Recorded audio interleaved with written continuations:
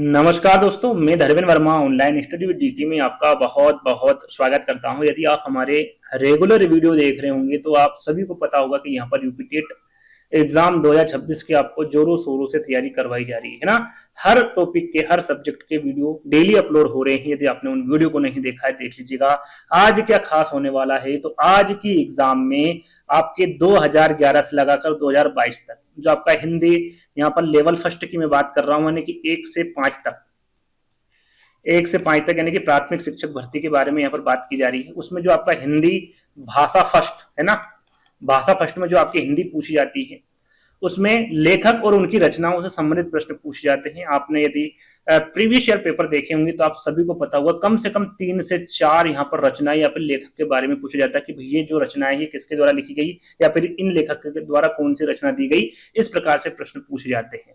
तो ये सारे जो प्रीवियस ईयर पेपर है उनको देखने पर पता चला कि लगभग 3 से 4 प्रश्न यहाँ पर पूछे जा रहे हैं हर प्रीवियस ईयर पेपर में। यदि आपने ये वीडियो देख लिया तो आपके 3 से 4 नंबर पक्के हो जाएंगे, क्योंकि यहाँ पर हर एक प्रश्न को अच्छे से उसकी सारी डिटेल आपको एक एक करके दी जाएगी। किसी भी प्रकार का कोई भी प्रश्न और जो उसकी सारी डिटेल वो नहीं छूटेगी। ये कह सकते हैं आपके विगत 10 वर्षों के एक साथ आपको यहाँ पर प्रश्न मिलने वाले, क्योंकि 2011 में आपकी यूपी टेट शुरू हुई थी। 2022 में जो आपका अंतिम प्रश्न पत्र है वो सारे प्रश्न पत्र के आपके यहाँ पर लेखक और उनकी रचनाओं से संबंधित प्रश्न मिलने वाले हैं।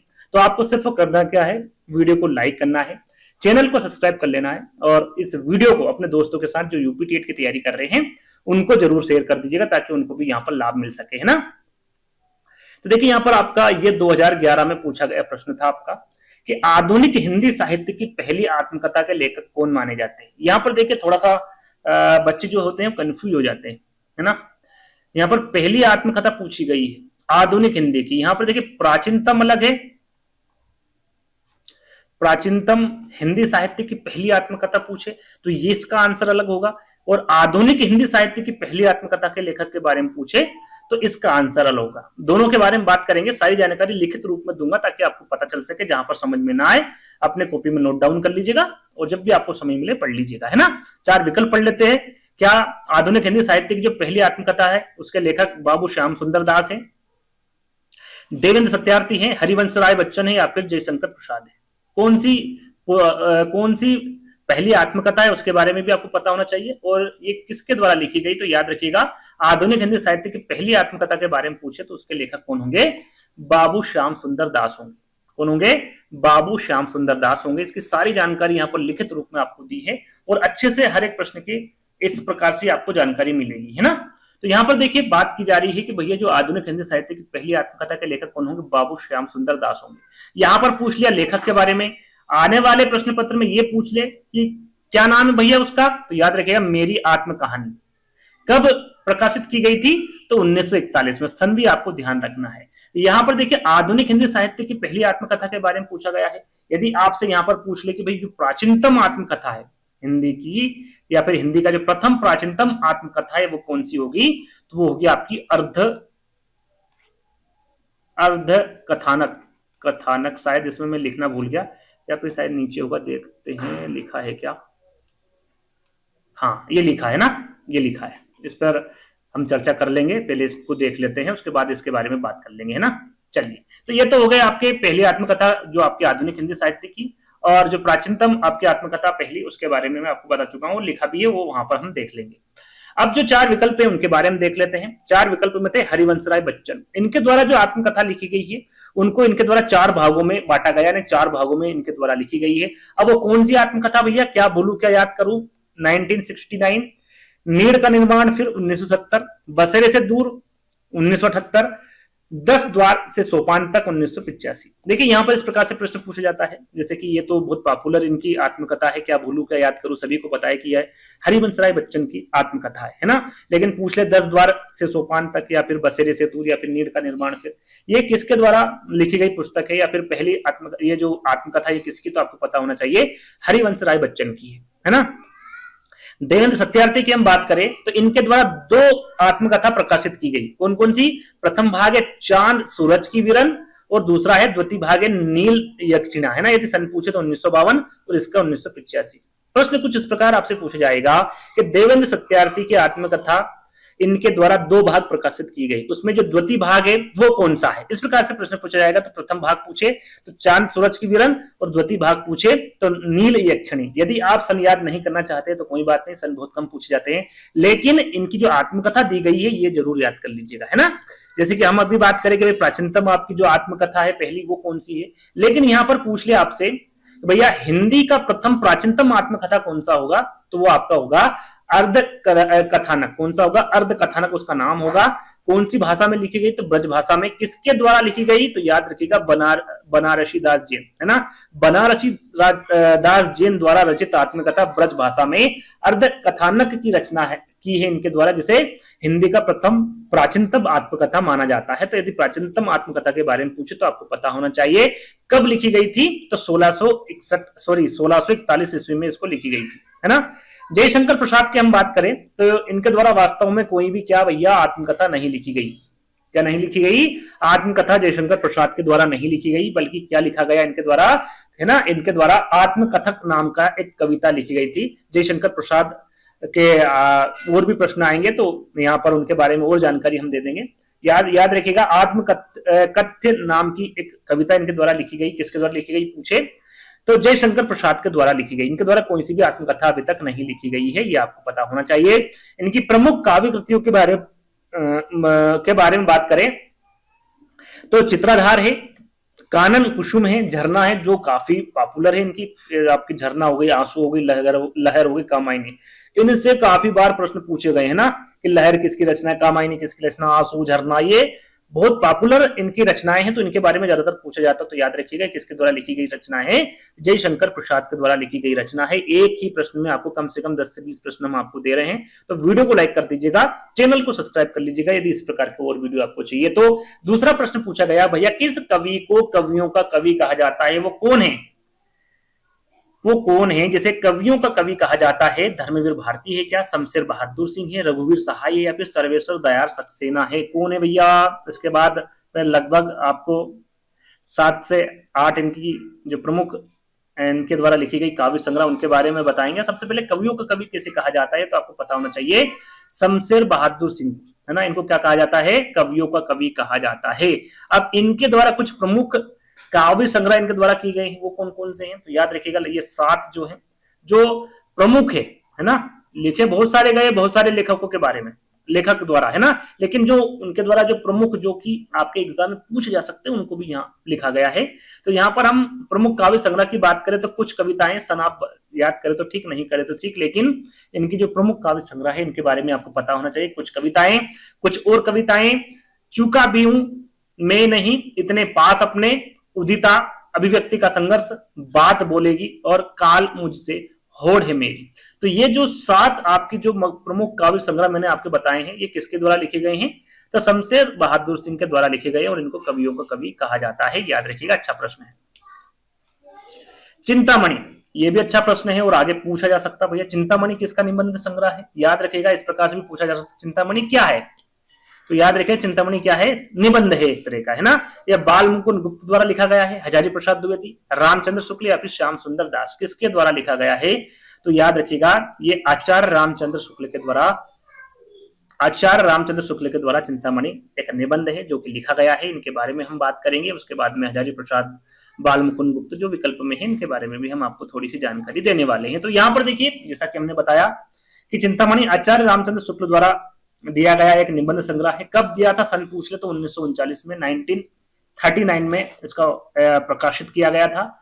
और हजारी प्रसाद द्विवेदी के जो प्रमुख निबंध संग्रह की हम बात करें, जैसे कि यहाँ पर हजारी प्रसाद द्विवेदी विकल्प में था, है ना, उनके जो प्रमुख निबंध के बारे में ही यहाँ पर बताऊंगा। जैसे कि प्रश्न में निबंध के बारे में पूछा गया और 4 विकल्प हैं, तो यदि निबंध के बारे में प्रश्न में पूछा गया है और 4 विकल्प हैं, तो 4 विकल्पों में जो लेखक है उनके यदि निबंध के बारे में पूछा गया तो निबंध के बारे में ही आपको यहाँ पर जानकारी दूंगा। तो निबंध के बारे में विकल्प में प्रश्न में पूछा गया था, तो यहाँ पर हजारी प्रसाद द्विवेदी के प्रमुख निबंध संग्रह के बारे में हम बात करें तो अशोक के फूल है, कल्पलता है, विचार और वितर्क है, कुटज है, विचार प्रवाह है और आलोक पर्व है। जो सबसे ज्यादा इनके पॉपुलर निबंध है वो अशोक के फूल है, कल्पलता के बारे में पूछा जाता है ना, कुटज के बारे में पूछा जाता है, विचार प्रवाह के बारे में और विचार और वितर्क के बारे में। ये सारे के सारे अच्छे निबंध हैं, यानी कि इनके बारे में अधिकतर एग्जामों में पूछा गया, तो आपको पता होना चाहिए। बाल मुकुंद गुप्ता की हम बात करें कि इनके द्वारा जो निबंध संग्रह प्रमुख है इनके, वो शिव शंभू के चिट्ठे और खत, ये पूछा गया काफी बार एग्जाम में। शिव शंभू के चिट्ठे और खत, ये भी पूछा गया, तो आपको पता होना चाहिए। दोनों जो निबंध संग्रह है किसके द्वारा लिखे गए हैं?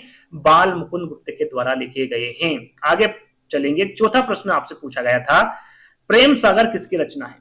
प्रेम सागर मुंशी सदा सुखलाल की रचना है, सदल मिश्र की है, लल्लू लाल जी की, या फिर राम प्रसाद निरंजनी की है। जो ये रचना है प्रेम सागर, और इसके बारे में मुझे लगता है सभी को आंसर पता होगा, प्रेम सागर किसी रचना है, तो याद रखिएगा ये लल्लू लाल जी की रचना। किसकी है भैया? लल्लू लाल जी की रचना है। इन चारों के बारे में देख लेते हैं क्या जानकारी लिखी है भैया।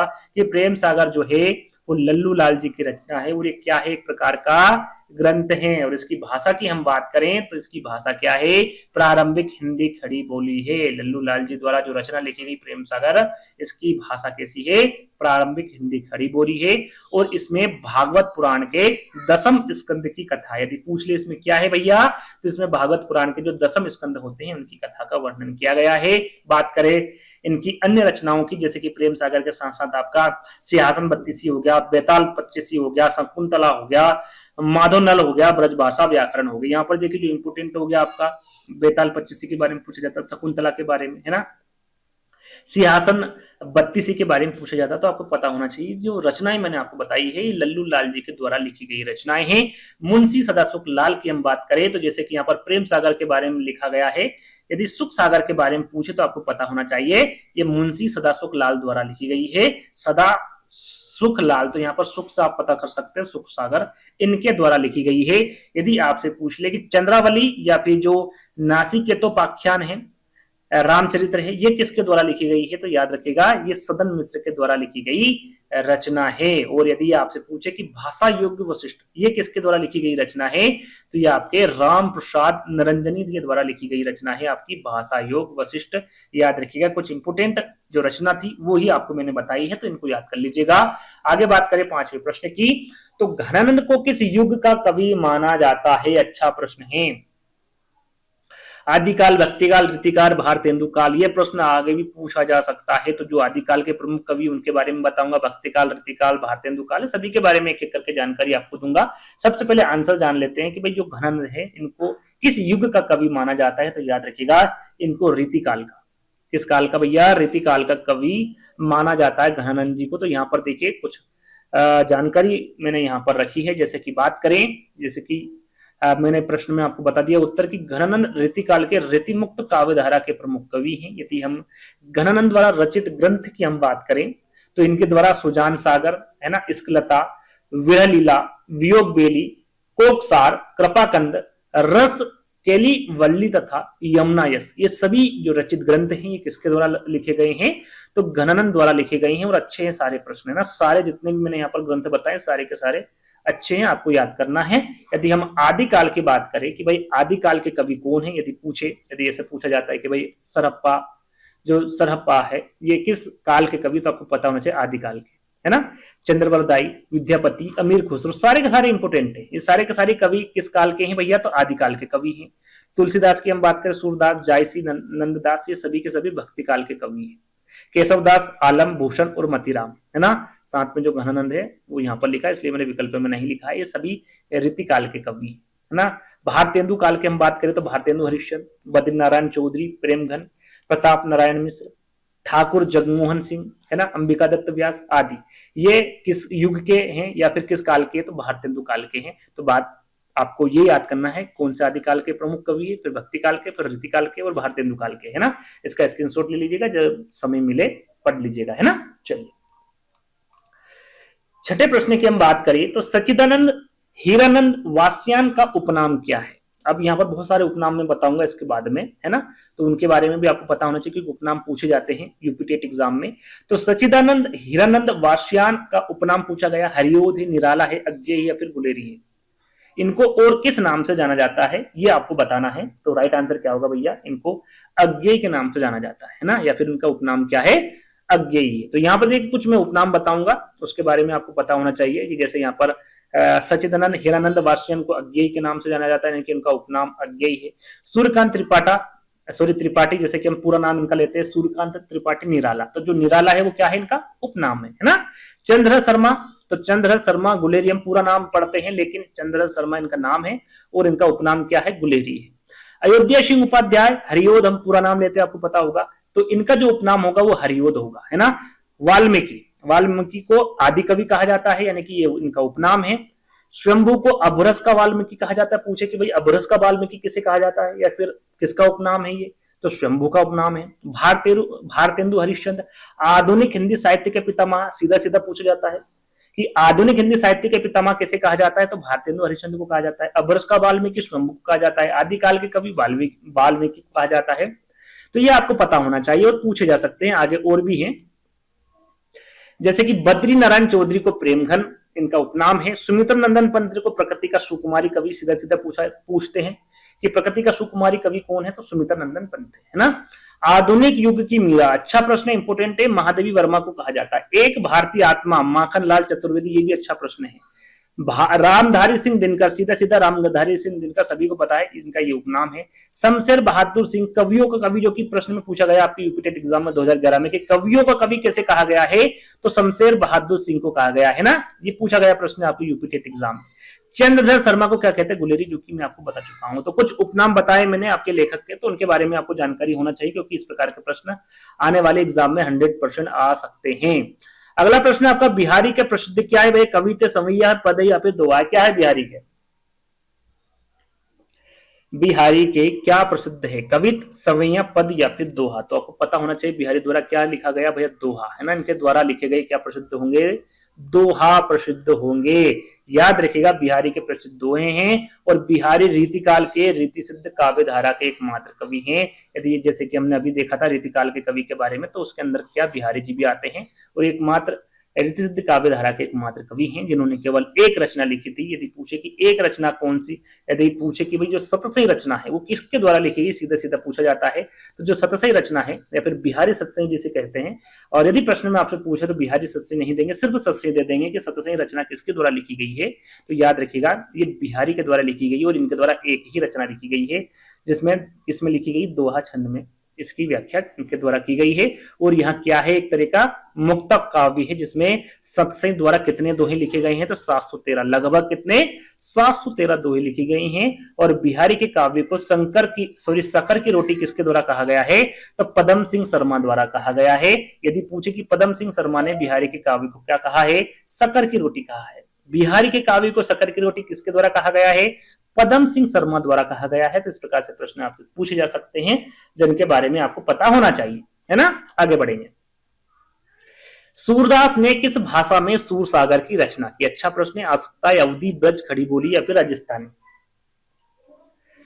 तो सूरदास ने जो सूरसागर की रचना की है वो की है आपकी ब्रज भाषा में, ब्रज भाषा में, है ना। याद रखिएगा ब्रज भाषा में आपकी जो सूरसागर की रचना की है। थोड़ी सी जानकारी मैं आपको देना चाहूंगा, जैसा कि मैंने आपको प्रश्न में बता दिया कि भाई सूरदास ने ब्रज भाषा में सूरसागर की रचना की है। साथ में आपको पता होना चाहिए, जैसा कि हम आपको बता भी चुके हैं कि भैया सूरदास जी हैं ये किस काल के कवि हैं, तो सूरदास जी भक्ति काल के कवि, जो भक्ति काल के प्रमुख कवि उनके बारे में आपको बता चुके हैं। साथ में आपको याद रखना है कि ये सगुण काव्य धारा के कृष्ण भक्ति शाखा के प्रमुख कवि कौन है, ये भक्ति काल के सगुण काव्य धारा के कृष्ण भक्ति शाखा के प्रमुख कवि है। इनके द्वारा कुछ प्रमुख रचनाएं जो ये तीन इनके लिए प्रमुख है, और भी मैंने 2-3 रखी है, तो उनके बारे में आपको पता होना चाहिए। तो यहाँ पर 3 हटा देता हूं कि इनकी जो प्रमुख रचना है उसमें आपकी सूरसागर है ना।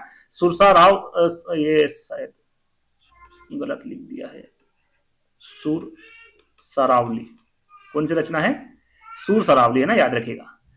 उसके बाद है साहित्य लहरी, गोवर्धन लीला, नाग लीला और भ्रमर गीत। ये सभी की सभी इनकी प्रमुख रचनाएं, इनके बारे में आपको पता होना चाहिए कि भैया सूरदास जी द्वारा कौन कौन सी रचनाएं लिखी गई, सूरसागर, सूर सरावली, साहित्य लहरी, गोवर्धन लीला, नाग लीला और भ्रमर गीत, है ना। आगे बढ़ेंगे।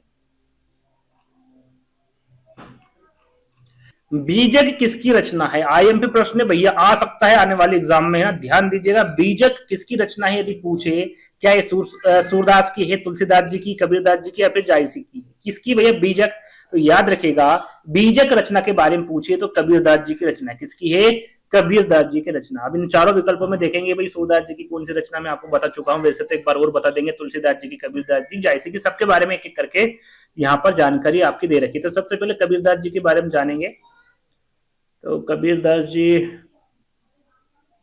देखिए इसमें कबीरदास जी की रचना शायद मैं लिखना भूल गया, चलो यहाँ पर लिखकर बता देता हूँ। जैसे कि बीजक आप विकल्प में देख ही चुके हैं, बीजक किसकी रचना है, ये कबीरदास जी की है। साथ में अनुराग सागर के बारे में पूछ ले, है ना, यही लिख देता हूं मैं, अनुराग सागर, ये भी किसकी रचना है, कबीरदास जी की रचना है ना। उसके बाद में शबद के बारे में पूछ ले, शबद किसकी रचना है, तो ये भी आपके कबीरदास जी की रचना है। उसके बाद में साखी ग्रंथ, साखी ग्रंथ, है ना, ये भी आपकी कबीरदास जी की रचना है। उसके बाद में रमेनी पूछा जाता है, रमेनी के बारे में, ये भी आपकी कबीरदास जी की रचना है। उसके बाद में ग्रंथावली, ग्रंथावली के साथ में आपकी रचनावली। हाँ, ये जो सारी रचनाएं किसके द्वारा लिखी गई रचना, कबीरदास जी के ना, यानी कबीरदास जी की रचना आपकी बीजक होगी, अनुराग सागर होगी, शबद होगी, राखी ग्रंथ हो गए, रमेनी, ग्रंथावली और रचनावली, है ना। इस सभी की सभी रचना किसके द्वारा लिखी गई है, कबीरदास जी के द्वारा लिखी गई रचना है। अब हम सूरदास, तुलसीदास और जायसी के बारे में देखेंगे, इनके द्वारा कौन कौन सी रचना लिखी गई। तो यहाँ पर तुलसीदास जी की हम बात करें तो इनके द्वारा राम लला नहछु, ये इंपोर्टेंट पूछा जा सकता है आपसे, वैराग्य संदीपनी होगा, रामाज्ञा प्रश्न हो गया, जानकी मंगल हो गया, रामचरित्र मानस आईएमपी प्रश्न, है ना, पार्वती मंगल, गीतावली पूछा जाता है, विनय पत्रिका पूछा जाता है, कृष्णा गीतावली, बड़वे रामायण, दोहावली और कवितावली, ये सारे के सारे जितने भी यहाँ पर तुलसीदास जी द्वारा लिखी गई रचनाएं सभी की सभी इंपोर्टेंट है यूपी टेट एग्जाम की दृष्टि से, है ना। तो याद रखिएगा सारे के सारे जितने भी अभी तक मैंने आपको रचनाएं बताई है, ये सभी के सभी तुलसीदास जी द्वारा लिखी गई रचना है। हम यहाँ पर बात करें कि भाई भाषा का डिटेक्टर कबीरदास जी को किसके द्वारा कहा गया है, तो आपको पता होना चाहिए, आचार्य हजारी प्रसाद द्विवेदी ने कबीर को क्या कहा है, भाषा का डिटेक्टर कहा है, ये भी आपको ध्यान रखना है। सूरदास जी के बारे में आपको बता चुका, इनके द्वारा सूरसागर, सुरसावली, साहित्य लहरी, गोवर्धन लीला, नाग लीला और भ्रमर गीत, ये सभी की सभी रचनाएं किसके द्वारा लिखी गई है, सूरदास जी के द्वारा लिखी गई है। जायसी की हम बात करें तो पद्मावत, अखरावट, जायसी के द्वारा भी पूछा जा सकता है पद्मावत के बारे में, अखरावट के आखिरी कलाम, कहरनामा, चित्ररेखा, ये सभी के सभी किसके द्वारा लिखी गई रचनाएं हैं, जायसी के द्वारा लिखी गई रचना है। ये भी इंपोर्टेंट है, स्क्रीनशॉट ले लीजिएगा, जब भी समय मिले पढ़ लीजिएगा, है ना। अष्टछाप के कवि कौन से नहीं है, अच्छा प्रश्न है ये। अष्टछाप के कवि नाभादास, कृष्णदास, परमानंदास या फिर नंददास। अष्टछाप यानी कि 8 कवि, है ना, इन 8 कवियों में कौन सा कवि नहीं है, सीधा सीधा ये पूछा गया है। तो ध्यान दीजिएगा, नाभादास, है ना, जो नाभादास है ये अष्टछाप के कवि नहीं है ना। हम यहाँ पर बात करेंगे अष्टछाप के कौन कौन से कवि है, किसके द्वारा क्या लिखा गया है, सारी जानकारी यहाँ पर लिखी हुई है। देखिए नाभादास क्या है, ये अष्टछाप के कवि नहीं है, जो कि हम विकल्प में आपको बता चुके हैं। यदि हम बात करें कि भाई वल्लभाचार्य के पुत्र विठलनाथ ने 1565 ईस्वी में स्थापना की थी अष्टछाप की, कब की थी यदि पूछे तो वल्लभाचार्य के पुत्र विठलनाथ। देखिए ये वल्लभाचार्य इनके पिता थे, यानी कि दोनों के अलग अलग शिष्य थे। वल्लभाचार्य के भी 4 शिष्य थे और आपके विठलनाथ के भी 4 शिष्य थे, जिनके योगदान से अष्टछाप को बनाया गया था। इसलिए यहाँ पर जो 8 शिष्य है, यानी कि कह सकते हैं कि जो 8 कवि है उनका नाम लिया जाता है।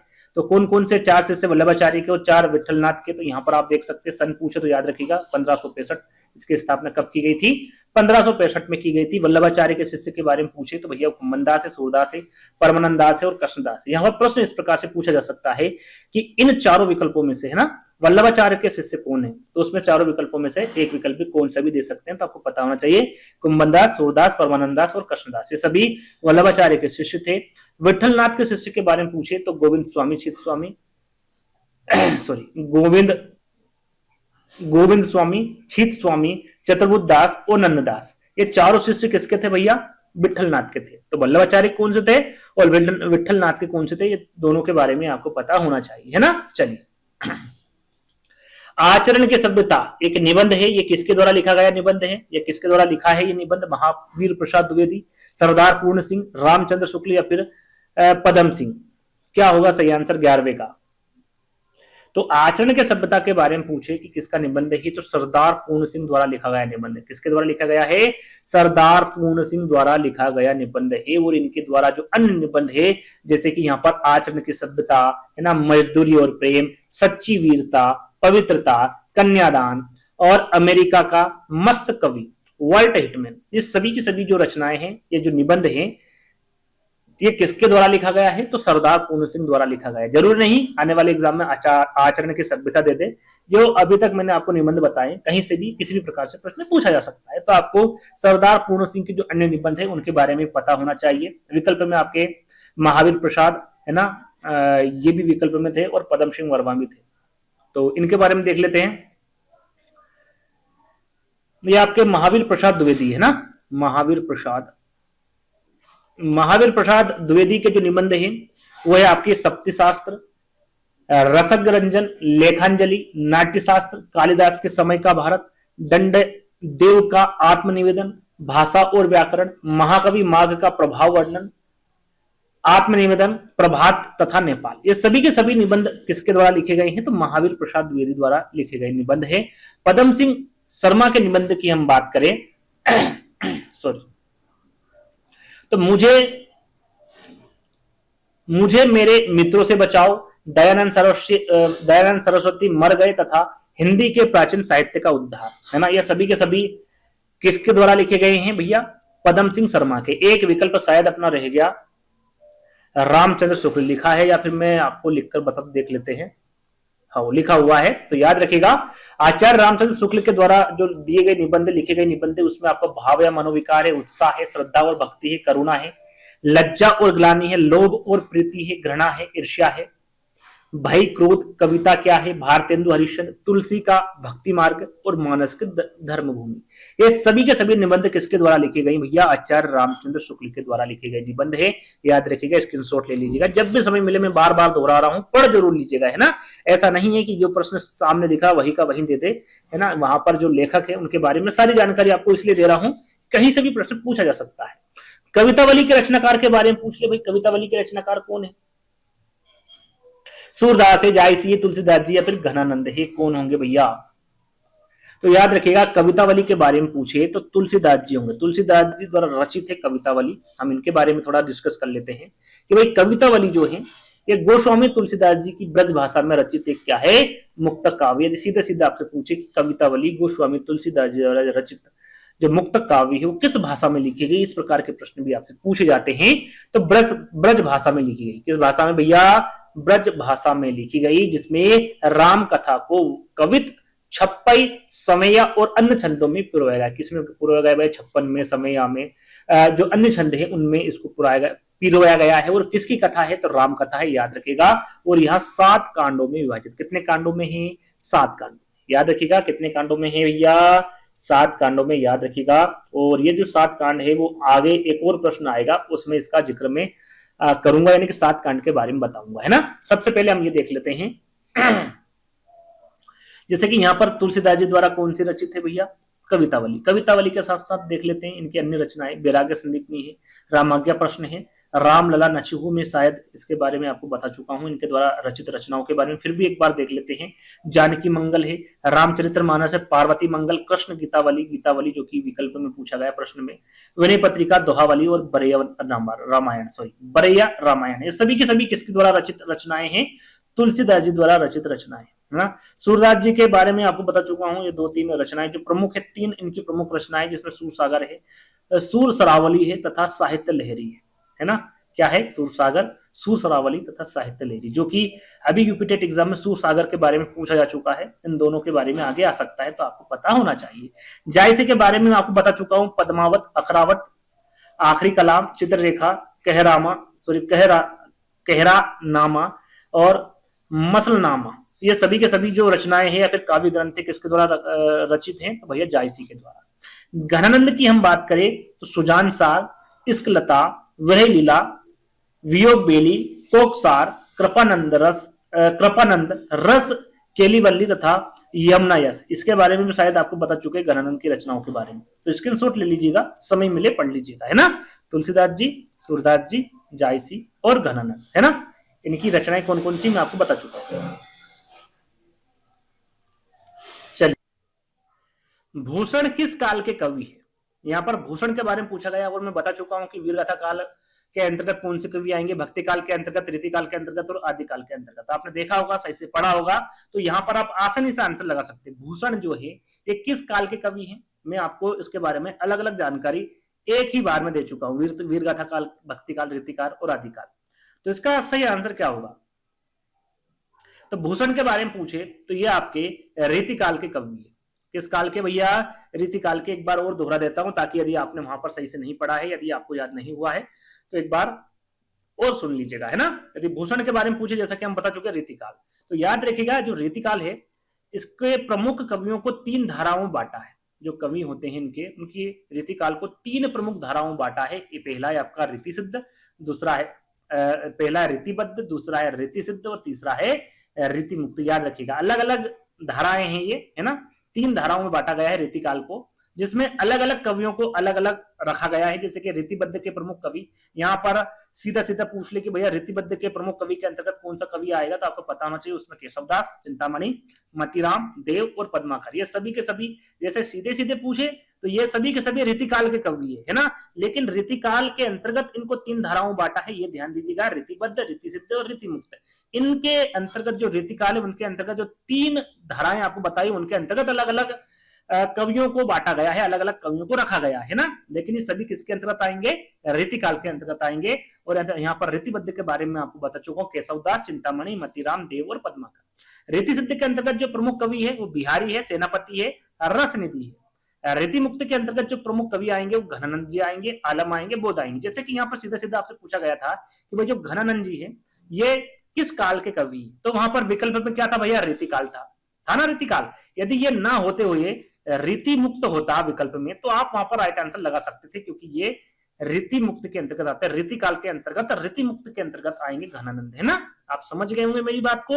यदि यहाँ पर सीधा सीधा हम जानकारी दें कि रीति काल से जो सबसे प्रसिद्ध कवि हैं ये आपको अलग अलग बता दिए, एक बार फिर यहाँ पर बता देते हैं जो कवि इसके अंतर्गत नहीं आएंगे वो यहाँ पर आप देख सकते हैं, बिहारी, केशवदास, भूषण, पद्माकर और घनानंद। ये सभी क्या है भैया? रीति काल के सबसे प्रसिद्ध कवि है। ज्यादातर जो पूछे जाएंगे वो इन्हीं में से आपसे पूछे जाएंगे, है ना। वीर गाथा काल के प्रमुख कवियों में आपके चंद्रबरदाई आ जाएंगे, जगनिक आ जाएंगे। जगनिक के बारे में भी पूछा गया था भैया प्रश्न कि जगनिक किस काल के कवि है, तो आपको पता होना चाहिए वीर गाथा काल के। नरपति नाला, दलपति विजय और अमीर खुसरो, ये सभी के सभी वीर गाथा काल के कवि हैं, याद रखिएगा। आगे हम बात करें भक्ति काल, आदि काल और आधुनिक काल, क्योंकि आधुनिक काल शायद विकल्प में नहीं था, है ना। मैंने अलग से रखा है इसको ताकि इसके बारे में भी आपको पता होना चाहिए।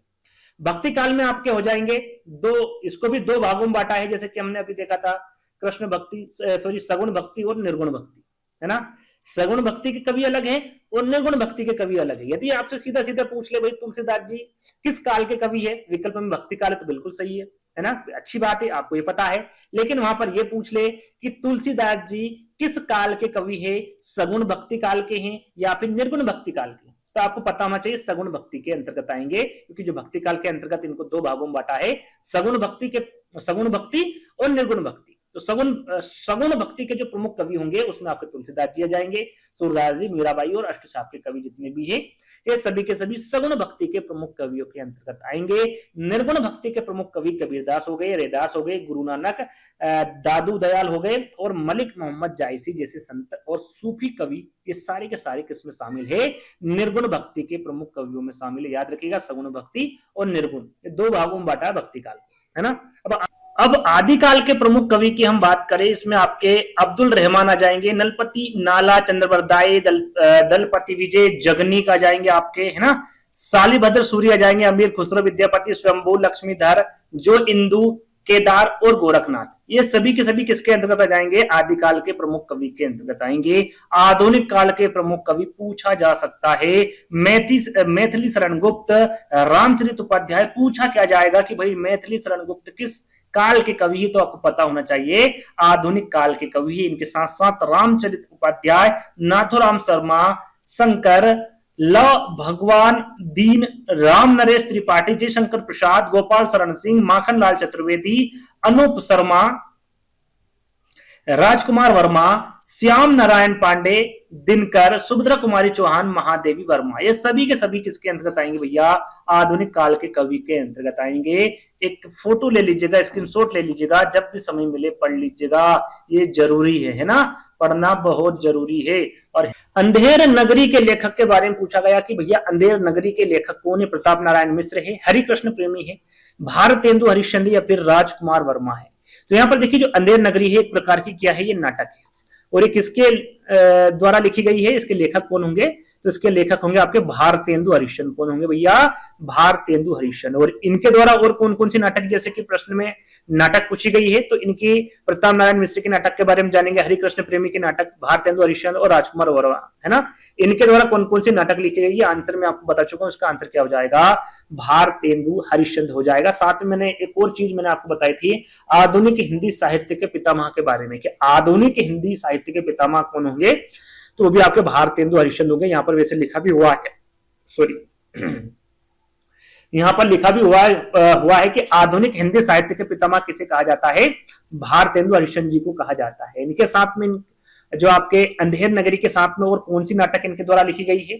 वैदिक हिंसा न बहुत ही अच्छी नाटक है, प्रश्न पूछा जा सकता है। भारत दुर्दशा, साहित्य, हरिश्चंद्र, नील देवी, अंधेर नगरी जो कि हम अभी आपको बता चुके हैं, सत्य हरिश्चंद्र, चंद्रावली, प्रेम योगिनी, धनंजय, विजय, मुद्रा राक्षस, ये सभी के सभी नाटक है, किसके द्वारा लिखी गई है? भारतेंदु हरिश्चंद्र के द्वारा लिखी गई है। प्रताप नारायण मिश्र द्वारा लिखी गई जो प्रमुख नाटक है उसमें आपकी कली कौतुक है, संगीत शाकुंतलम है, हटीम हमीर है, गो संकट है और कली प्रभाव है ना, ये किसके द्वारा लिखी गई नाटक है? प्रताप नारायण मिश्र के। हरिकृष्ण प्रेमी के नाटक की बात करें तो स्वर्ण विहान, रक्षाबंधन, शिवा साधना, प्रतिशोध, पाताल विजय और बादलों के पार, ये सभी के सभी नाटक किसके द्वारा लिखी गई है? हरिकृष्ण प्रेमी के द्वारा लिखी गई है। राजकुमार वर्मा के नाटक की हम बात करें, रेशमी टाई, पृथ्वीराज की आंखें, ये पूछा जाता है, दीपदान पूछा जाता है, चारों मित्रा, रजत, रश्मि और ऋतुराज, ये सभी की सभी नाटक किसके द्वारा लिखी गई है? राजकुमार वर्मा के द्वारा लिखी गई है। स्क्रीनशॉट ले लीजिएगा, समय मिलते पढ़ लीजिएगा, सारी के सारी इंपोर्टेंट है। आदिकाल में पहेलियां लिखने वाले कवि के बारे में पूछा गया है। वैसे हमने आदिकाल के जो प्रमुख कवि हैं उनके बारे में आपको बता ही दिया है, और मैं आपको बता दूं आदिकाल के अंतर्गत आपको जगनीक भी आएंगे, खुसरो भी आएंगे, सरहप्पा भी आएंगे और गोरखनाथ भी आएंगे। अब आपको बताना है कि इसमें पहेलियां लिखने वाले कवि कौन थे। तो इस प्रकार का प्रश्न पूछा जाता है तो हमेशा याद रखिएगा अमीर खुसरो, इनके द्वारा पहेलियां लिखने वाले, ये इनके द्वारा पहेलियां लिखी गई थी, है ना। तो बी वाला विकल्प आपका सही होगा। यहाँ पर जैसे कि हमने अभी आपको बताया, पहेलियों के साथ साथ मुकरिया भी दे दे कि पहेलिया और मुकरिया के लिए प्रसिद्ध कौन थे, तो वो अमीर खुसरो थे, है ना। साथ में यदि आपसे पूछे कि खड़ी बोली के आदि या फिर प्रथम कवि किसे माना जाता है, तो वो भी अमीर खुसरो को माना जाता है। साथ में आदिकाल के प्रमुख कवि हम आपको बता चुके हैं, एक बार और रिपीट करवा देते हैं ताकि आपको ये और अच्छे से याद हो जाए। यहाँ पर एक नाम और ऐड कर लीजिएगा, सरहप्पा, जो कि मैं इसमें ऐड करना भूल गया था, यहाँ कर लेते, कोई बात नहीं। सरहप्पा ये भी क्या है? आदिकाल के प्रमुख कवि है। एक नाम और ऐड कर लीजिएगा, जैसे कि अब्दुल रहमान मैंने आपको बता दिया था, नरपति नारा चंद्रबरदाई, दलपति विजय, जगनीक, सालिभद्र सूरी, अमीर खुसरो, विद्यापति, स्वयंभू, लक्ष्मीधर, जो इंदु, केदार और गोरखनाथ। साथ में सरप्पा के बारे में भी आपको पता होना चाहिए, ये भी आदिकाल के कवि है, जैसे कि यहाँ पर लिखा हुआ है, और ये हिंदी के प्रथम कवि भी माने जाते हैं। किसके द्वारा कहा गया है या फिर किसके द्वारा माना गया है? तो राहुल साकृत्यायन के द्वारा, है ना। राहुल साकृत्यायन द्वारा किसे हिंदी का प्रथम कवि माना गया है, तो वो है आपके सरप्पा। और सरप्पा किस काल के कवि है? आदिकाल के हैं, है ना। हिंदी का प्रथम कवि कौन है? सरप्पा है। इस प्रकार से प्रश्न पूछे जाते हैं तो आपको पता होना चाहिए। साथ में इनका जो प्रसिद्ध ग्रंथ है वो है दोहा कोश। कौन सा है? दोहा कोश आपके सरप्पा का प्रसिद्ध ग्रंथ है, याद रखिएगा, आपको पता होना चाहिए। साथ में हम गोरखनाथ की बात करें तो हम आपको बता चुके हैं आदिकाल के कवि हैं। साथ में नाथ साहित्य का आरंभकर्ता के बारे में पूछे तो भी कौन हूं? गोरखनाथ। नाथ से याद रख लीजिएगा, नाथ साहित्य का आरंभकर्ता किसे माना जाता है? तो गोरखनाथ जी को माना जाता है। सबसे पॉपुलर आपका परमाल रासो। परमाल रासो किसके द्वारा लिखी गई? जगनीक द्वारा। इसे क्या कहा जाता है? इसे आला खंड भी कहा जाता है, या फिर इसे आला खंड के नाम से भी जाना जाता है। यह रिपीटेड प्रश्न है भाई साहब, अच्छा प्रश्न है, आपको पता होना चाहिए। साथ में आपसे पूछे कि रासो साहित्य परंपरा के कवि के बारे में पूछ ले तो कौन होंगे भैया? जगनीक होंगे। रासो से याद रख लीजिएगा, परमाल रासो के किसके द्वारा ये रचित ग्रंथ है? तो जगनीक के द्वारा। याद रखिएगा, परमाल रासो को ही आलाखंड के नाम से जाना जाता है। ये इंपोर्टेंट है। ये जो परमाल रासो है ये वीर रस युक्त ग्रंथ है और इसकी रचना की जिसे आलाखंड के नाम से भी जाना जाता है। ये याद रखिएगा, ये आगे पूछा जाएगा तो आपको पता होना चाहिए। आगे हम यहाँ पर बात करेंगे कि भाई हजारी प्रसाद द्विवेदी का निबंध कौन सा नहीं है। अब हम पहले ही आपको बता चुके हैं कि हजारी प्रसाद द्विवेदी के निबंध कौन कौन से, क्या बताया था मैंने, अशोक के फूल बताया था, क्या कुटज, विचार प्रवाह, व्रत और विकास, क्या बताया था मैंने आपको, अशोक के फूल बता दिया था, कुटज बता दिया था, विचार प्रवाह बता दिया था, व्रत और विकास बताया था क्या, नहीं बताया, क्योंकि ये आपके हजारी प्रसाद द्विवेदी द्वारा लिखा गया निबंध नहीं है। किसके द्वारा सॉरी किसके द्वारा लिखा गया निबंध है, तो ये जो शांति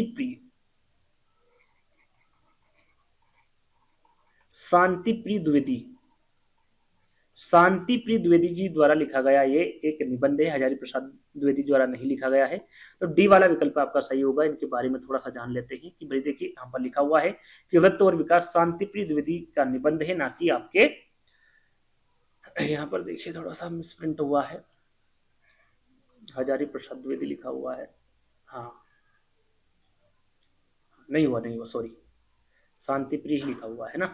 तो ये जो है शांति प्रिय द्विवेदी का निबंध है, ना कि हजारी प्रसाद द्विवेदी जी का। यहाँ पर लिखा हुआ है कि शांति प्रिय द्विवेदी जी के जो अन्य निबंध है जैसे व्रत और विकास है, इसके साथ साथ कवि और काव्य भी है, साहित्य की भी है, जीवन यात्रा भी है, संचारणी भी है, युग और साहित्य समय की, धरातल, प्रतिष्ठान, साकल्य आधान, ये सभी के सभी निबंध हैं। किसके द्वारा लिखे गए हैं या फिर किसके निबंध हैं, तो शांति प्रिय द्विवेदी जी के निबंध है। हजारी प्रसाद द्विवेदी के निबंध में आपको बता चुका हूँ, कुछ निबंध और ऐड किए हैं, आपको पता होना चाहिए। अशोक के फूल बता दिया था मैंने आपको, कुटज तथा विचार और वितर्क बता दिया था, नाखून क्यों बढ़ते हैं ये ऐड किया गया निबंध, तो आपको पता होना चाहिए।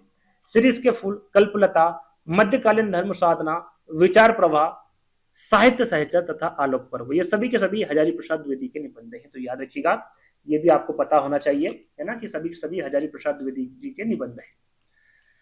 परमाल रासो किसके द्वारा रचित है, मैं आपको बता चुका हूं भाई परमाल रासो के बारे में। किसके द्वारा रचित ग्रंथ है, नल सिंह के द्वारा, नरपति नाला, चंद्रबरदाई या फिर जगनिक, जल्दी से बताइए इसका आंसर।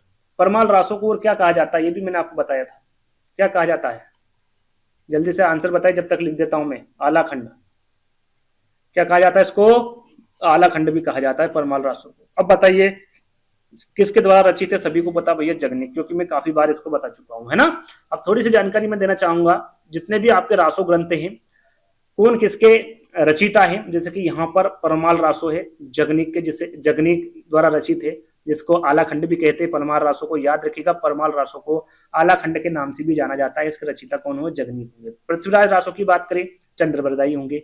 बिसलदेव रासो की बात करें, नलपति नाला होंगे। खुमान रासो आपके दलपति विजय होंगे। विजयपाल रासो आपके नल सिंह भाट होंगे, जो पहला विकल्प था उसमें उनका सरनेम नहीं दिया था, इनका सरनेम होगा भाट, है ना। बुद्धि रासो जलन होंगे। तो 6 आपके जो रासो थे, यानी कि ग्रंथ की हम बात करें, इन 6 किसके द्वारा रचित ग्रंथ हैं ये आपको बता दें, जगनिक, चंद्रबरदाई, नलपति नाला। याद कर लीजिएगा, सारे के सारे ग्रंथ अच्छे रासो ग्रंथ हैं ये, है ना, तो याद कर लीजिएगा, अच्छे प्रश्न है ये, पूछे जा सकते हैं। निम्नलिखित में से कौन सा रासो आलाखंड के, देखिए ये पूछा गया, रिपीटेड प्रश्न है, 2 से 3 बार ये प्रश्न रिपीट हुआ। आलाखंड के बारे में मैंने आपको बता दिया है ना। इसमें मुझे नहीं लगता कि 4 विकल्प पढ़ने की आवश्यकता। क्या होगा इसका, परमाल रासो, क्योंकि परमाल रासो को ही क्या कहा जाता है, आलाखंड के नाम से जाना जाता है, आलाखंड कहा जाता है इसे। और किसके द्वारा रचित है ये, तो जगनिक के द्वारा, जो कि मैं आपको बता चुका हूं, है ना। ज्यादा यहाँ पर जानने की आवश्यकता नहीं है, क्योंकि सारी जानकारी मैं आपको दे चुका हूं। मृगावती किसकी रचना है भैया, उस्मान की, मंजन की, कुतुबन की या फिर जायसी की। मृगावती, ये भी अच्छा प्रश्न है, मृगावती। तो याद रखिएगा, ये कुतुबन द्वारा लिखी गई रचना है मृगावती, है ना। इसके बारे में जान ले तो भैया मृगावती जो है 1503, आप सन याद ना करें, लेकिन ये याद रखिएगा कि मृगावती किसकी रचना है भैया, कुतुबन की। कौन सी भाषा में लिखी गई थी, तो अवधी भाषा में लिखी गई थी। क्या है ये, कि ये सूफी कविता है, क्योंकि ये प्रसिद्ध सूफी कवि, हिंदी के प्रसिद्ध सूफी कवि के बारे में पूछे तो याद रखिएगा, हिंदी के प्रसिद्ध सूफी कवि कौन होंगे, विकल्प में कुतुबन होंगे, तो आप टिक कर दीजिएगा, बिल्कुल करेक्ट आंसर होगा। 4 विकल्प थे, उस्मान, मंजन और जायसी। उस्मान की एक रचना की हम बात करें तो वह चित्रावली, मंजन की हम बात करें तो वह मधुमालती। सन भरे ही ना याद करें, लेकिन ये याद कर लीजिएगा कि उस्मान के द्वारा चित्रावली लिखी गई और मंजन के द्वारा मधुमालती लिखी गई, है ना। जायसी की रचना हम आपको बता दी है, फिर से बता देते हैं, पद्मावत, अखरावट, आखिरी कलाम, चित्ररेखा, कहरामा, मसला लामा तथा कन्हावत, ये सभी की सभी जो रचनाएं हैं किसके द्वारा लिखी गई है भैया, जायसी के द्वारा लिखी गई है ना। रामचरितमानस महाकाव्य है ना, ये इसकी भाषा के बारे में पूछा गया भैया, इसकी भाषा क्या है, इस महाकाव्य की अवधि ब्रज खड़ी बोली या फिर भोजपुरी। तो रामचरितमानस के बारे में पूछे तो उसकी भाषा क्या होगी भैया, अवधि, क्या होगी, अवधि भाषा होगी। पहला वाला विकल्प सही होगा। किसके द्वारा लिखा गया है, तुलसीदास जी द्वारा लिखा गया है। मैं आपको बता चुका हूँ तुलसीदास जी द्वारा जो रचनाएं लिखी गई है, प्रमुख या फिर ग्रंथ लिखे गए हैं, महाकाव्य लिखे गए, वो मैं आपको बता चुका हूँ। और 7 कांड की मैंने बात की थी, कोई 7 कांड में आगे बताऊंगा, ये 7 कांड है ना। गोस्वामी तुलसीदास जी द्वारा कृत रामचरितमानस अवधि भाषा में रचित एक महाकाव्य ग्रंथ है। यहाँ पर किस भाषा में लिखी गई, अवधि भाषा में। किसके द्वारा लिखी गई, तुलसीदास जी द्वारा लिखी गई। 2-3 प्रश्न यहाँ पर बन रहे हैं, आपको पता होना चाहिए। और रामचरितमानस ने गोस्वामी जी के राम कथा का वर्णन किया। इसमें किसका वर्णन किया है, राम कथा। कितने कांड बताए हैं, 7 कांड बताए हैं, या फिर 7 सोपान बताए हैं, जो कि आपका पहला हो जाएगा। बाल कांड का वर्णन किया है, फिर अयोध्या कांड आ जाएगा, फिर अरण्य कांड आ जाएगा, फिर किष्किंधा कांड आ जाएगा, सुंदर कांड आ जाएगा, लंका कांड आ जाएगा, फिर उत्तराकांड आ जाएगा। इस प्रकार से 7 कांडों में विभाजित किया है आपकी रामचरितमानस को, या फिर राम कथा का वर्णन किया है 7 कांड में, है ना। याद रखिएगा कौन कौन से, वो मैं आपको बता चुका हूं। आदिकाल के लिए वीरगाथा काल का, देखिए पूछा गया, मैंने बता दिया था आपको। आदिकाल के लिए वीरगाथा काल का नाम किसने प्रस्तावित किया, डॉक्टर राजकुमार वर्मा ने, महापंडित राहुल साकरात्या ने, आचार्य महाचंद्र शुक्ल ने, या फिर आचार्य रामचंद्र शुक्ल ने, या फिर आचार्य हजारी प्रसाद द्विवेदी ने। किसने आदिकाल को क्या नाम दिया है, ये मैं सारी चीजें आपको बताऊंगा, लगभग 6-7 नाम बताऊंगा, है ना। इसके द्वारा क्या बताया गया, सबसे पहले इसका आंसर जान लेते हैं। तो इसका सही आंसर क्या होगा, वीरगाथा काल, जल्दी से बताइए फटाफट। तो यहाँ पर आ जाएगा भैया आचार्य रामचंद्र शुक्ल, है ना। आदिकाल के लिए वीरगाथा काल का नाम किसने प्रस्तावित किया है, तो आचार्य रामचंद्र शुक्ल द्वारा प्रस्तावित किया गया है।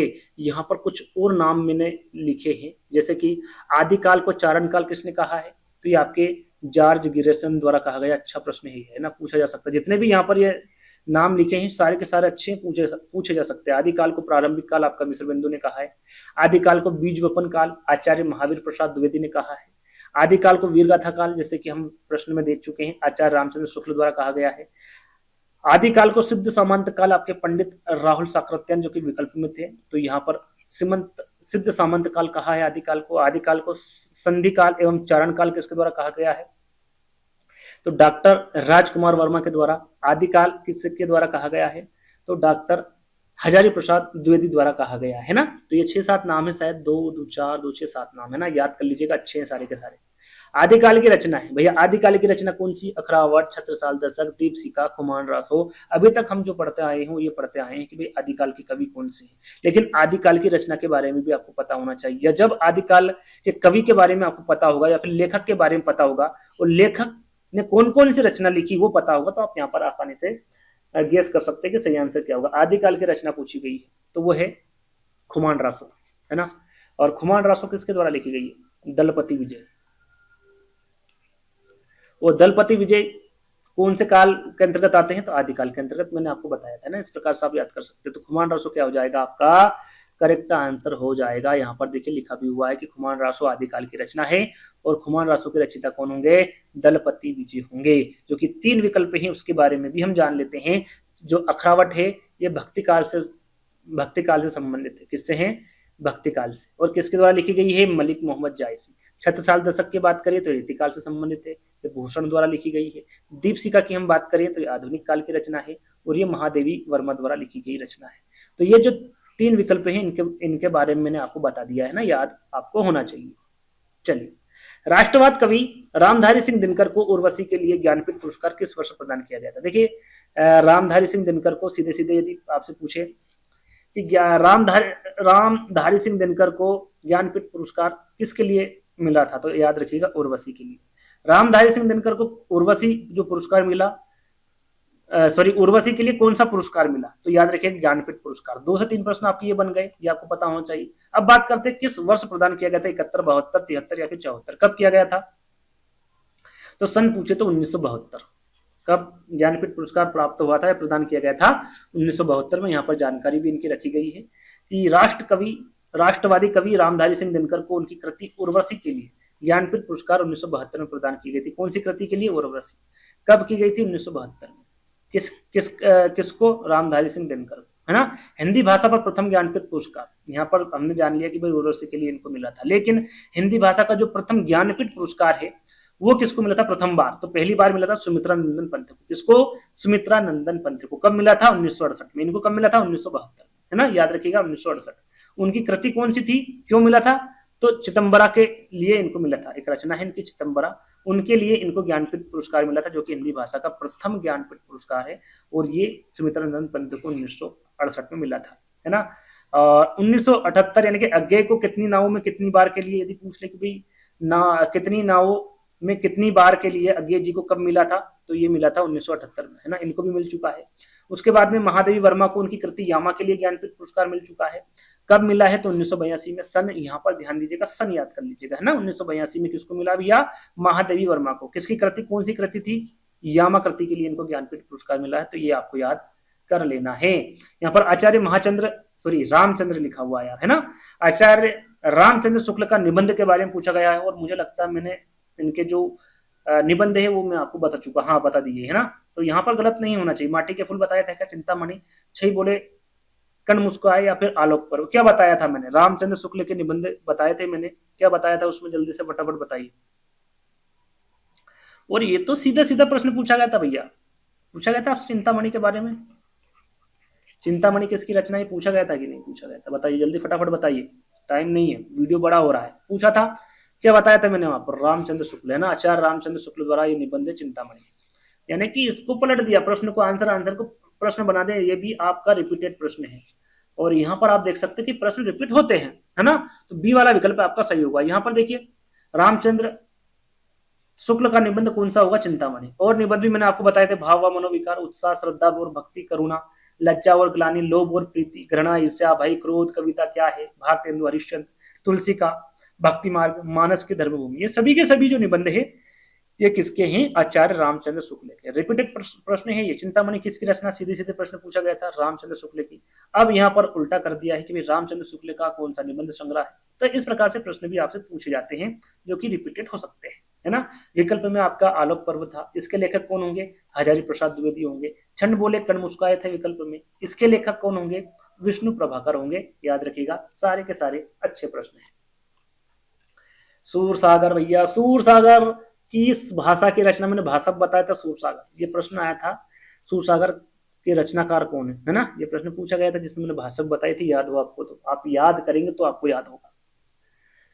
अवधी, बुंदेली, ब्रज या फिर छत्तीसगढ़ी, क्या होगा? तो याद रखिएगा, सूरसागर के बारे में पूछे तो वो आपकी हो जाएगी ब्रज भाषा, है ना। कौन सी हो जाएगी? ब्रज भाषा।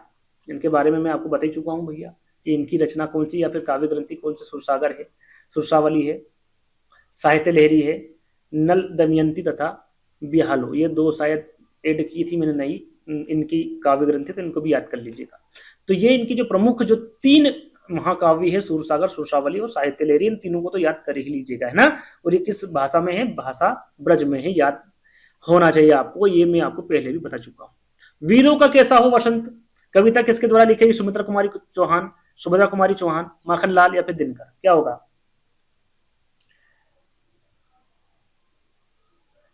वीरों का कैसा हो वसंत, इसके लेखिका है सुभद्रा कुमारी चौहान। सुमित्रा कुमारी चौहान नाम के ऐसा कुछ कवि नहीं है, है ना। तो ये विकल्प आप छोड़ दीजिए, हम माखनलाल और दिनकर के बारे में बात करेंगे। सबसे पहले जान लेते हैं सुभद्रा कुमारी चौहान के बारे में, है ना। वीरों का कैसा हो वसंत सुभद्रा कुमारी चौहान द्वारा रचित एक कविता है, जो कि हम आपको बता चुके हैं। और सुभद्रा कुमारी चौहान वीर रस लिखा हुआ है ना, वीर रस की कवित्री थी। पूछे किस रस की कवित्री थी भैया? तो वीर रस, है ना। इनके द्वारा जो प्रसिद्ध कविताएं हैं, स्वदेश के प्रति, झंडे की इज्जत में, झांसी की रानी, सभा का खेल, बोल उठी बिटिया मेरी, वीरों का कैसा हो बसंत, जलियांवाला बाग में बसंत इत्यादि, ये सभी कविताएं किसके द्वारा लिखी गई है? सुभद्रा कुमारी चौहान के द्वारा लिखी गई रचना है।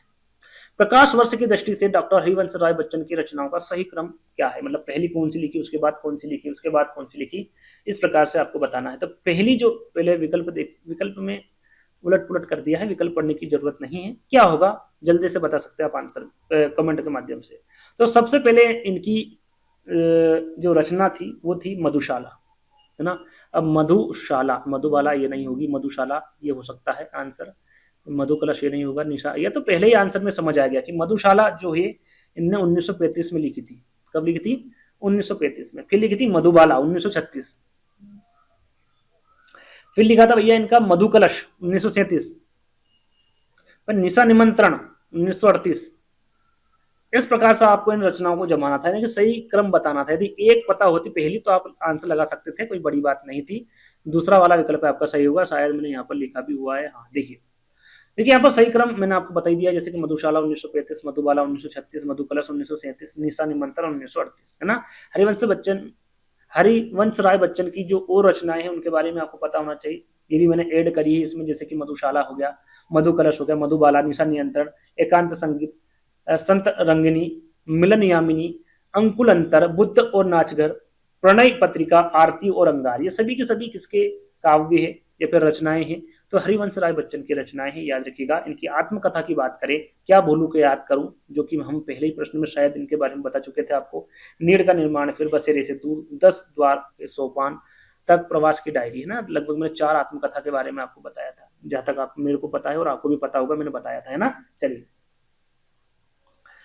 अगला प्रश्न देखेंगे, तुलसीदास जी के रचनाकार कौन है? अच्छा प्रश्न है। डॉक्टर रामविलास शर्मा, केशव दास, महादेवी वर्मा, सूर्यकांत त्रिपाठी, निराला। यहाँ पर तुलसीदास जी के बारे में नहीं पूछा गया है, तुलसीदास जी के रचनाकार कौन है ये पूछा गया है।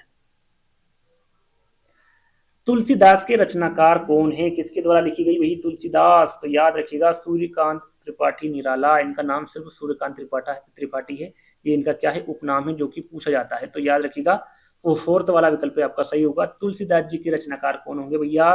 सूर्यकांत त्रिपाठी निराला होंगे। और यहाँ एक प्रसिद्ध खंड काव्य है, क्या है इस खंड काव्य? भैया तुलसीदास, है ना। और वर्ष 1938 में से प्रकाशित किया गया था, और गोस्वामी तुलसीदास जी का जीवन पर यह आधारित, जैसे कि नाम से ही पता चल रहा है। निराला जी की जो प्रमुख काव्य कृतियां हैं उनके बारे में आपको पता होना चाहिए। परिमल, गीतिका, अनामिका, तुलसीदास, कुकुरमुत्ता, अणिमा, नए पत्ते, बेला, अर्चना, आराधना और गीत कुंज, ये सभी की सभी जो कृतियां हैं, काव्य कृतियां हैं, ये आपके सूर्यकांत त्रिपाठी निराला जी की मुख्य काव्य कृतियां हैं, जिनके बारे में आपको पता होना चाहिए। अन्य से अनन्या एक आत्मकथा है, ये किसकी भैया? उषा प्रियवदा की है, प्रभा खेतान की, मन्नू भंडारी की, या फिर सुमत वेदी की, किसकी है भैया? जल्दी से फटाफट आंसर बताइए, वीडियो बड़ा हो चुका है। अन्या से अनन्या जो आत्मकथा है, ये प्रभा खेतान की आत्मकथा किसकी है भैया? प्रभा खेतान की आत्मकथा है। यहाँ पर मैंने लिखा भी हुआ है, इसका प्रकाशन वर्ष पूछे तो 2007 है। इनकी कविता संग्रह की हम बात करें तो अपरिचित, उजले, सीढ़ियां चढ़ती ही में, एक और आकाश की खोज में, ये इनकी कविता संग्रह। उपन्यास की हम बात करें, आओ पेपे घर चले, तालाबंदी, अग्नि संभावना, अपने अपने चेहरे, पीली आंधी और स्त्री पक्ष, ये सभी उपन्यास किसके हैं भैया? उपन्यास प्रभा खेतान के उपन्यास और कविता संग्रह में आपको बता चुका हूं, तो ये याद होना चाहिए। प्रभु जी तुम चंदन हम पानी किसकी काव्य भैया? अच्छा प्रश्न है ये। रैदास, दादू, कबीर, नानक, क्या है? किसकी काव्य कृति है? ये पंक्ति कह सकते हैं, तो इस पर भी एक वीडियो बनाऊंगा, है ना। ये पंक्ति आ गई है इसमें, तो पंक्ति और भी पूछी गई है, उन पर भी एक वीडियो बनाऊंगा, यदि इस पर अच्छा रिस्पॉन्स मिला तो जरूर बनाऊंगा। तो इसका सही आंसर क्या होगा भैया? प्रभु जी तुम चंदन हम पानी, याद करिए किसके द्वारा रचित काव्य है ये? रैदास द्वारा। किसके द्वारा भैया? रैदास द्वारा। लेखक और उनकी रचना का कौन सा जोड़ा गलत है? यहाँ पर देखिए जोड़ा गलत कौन सा है, ये सीधा सीधा बताना है। अशोक के फूल, हजारी प्रसाद द्विवेदी, ये मैं आपको बता चुका हूं। आचार्य महादेव प्रसाद द्विवेदी, रसंग रंजन, बिल्कुल ये भी सही होगा। रामधारी सिंह दिनकर, संस्कृति के 4 अध्याय, बिल्कुल ये काफी इंपोर्टेंट पूछा जा सकता है आगे वाले एग्जाम में, तो याद रखिएगा। स्कंदगुप्त, ये लक्ष्मी नारायण मिश्र द्वारा नहीं लिखी गई है, ये रचना लक्ष्मी नारायण मिश्र द्वारा नहीं लिखी गई है, ये आपके जयशंकर प्रसाद द्वारा लिखी गई रचना है ना।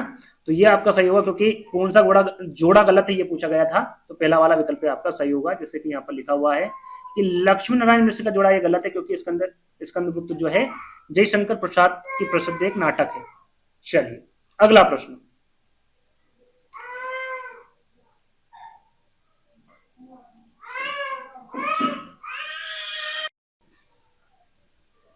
कवि और उनकी रचना का कौन सा जोड़ा सही नहीं है? देखिए यहाँ पर फिर से वही प्रश्न पूछ लिया गया है, प्रश्न एक जैसा है लेकिन विकल्प यहाँ पर अलग अलग दे दिए गए हैं ना।